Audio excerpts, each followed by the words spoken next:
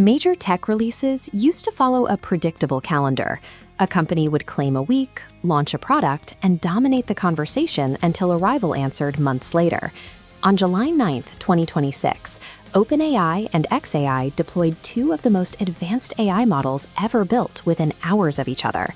OpenAI opened general access to the GPT 5.6 family, moving the model out of its government-vetted preview and into the public API.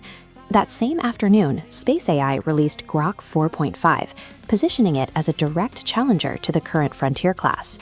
The simultaneous launches forced the two largest labs in the industry to fight for users and market share in the same 24-hour window. This collision happened on a baseline that had already been reset.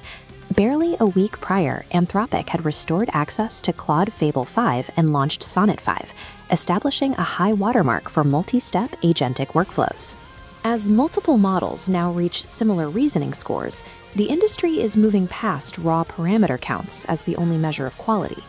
The competition has shifted toward two specific targets: integrating specialized hardware for raw speed and optimizing software for extreme economic efficiency. July 9th was the day these two strategies finally collided in public. OpenAI's GPT 5.6 family is built for specialized roles, with the Luna, Terra, and Sol tiers covering different levels of cost and capability. The flagship model, Sol, introduces a specific capability OpenAI calls Ultra Mode. Instead of one model thinking longer on a problem, Ultra Mode spins up multiple sub-agents to parallel process different parts of a complex workflow simultaneously. To handle the communication speed this orchestration requires, OpenAI partnered with Cerebras.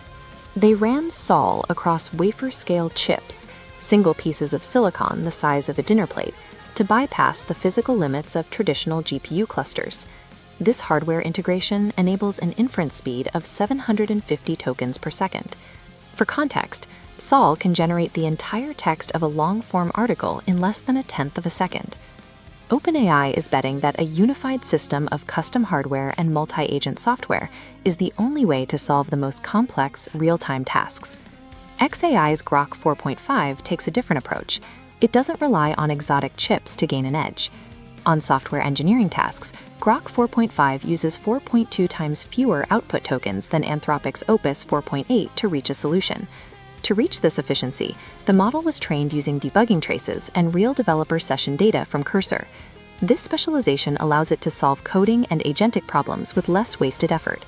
This chart shows where Grok sits. It targets high-volume, price-sensitive workflows. While it may not hit the raw reasoning ceiling of Sol, its lower per-token cost makes it a practical choice for production pipelines. XAI is proving that specialized training and economic efficiency can disrupt the market as effectively as pure hardware scaling. While OpenAI, XAI, and Anthropic spent July overlapping their releases, the broader map shows a significant gap. Google remains the most notable absence in this new release cycle. Despite its initial promises, Gemini 3.5 Pro missed its June deadline.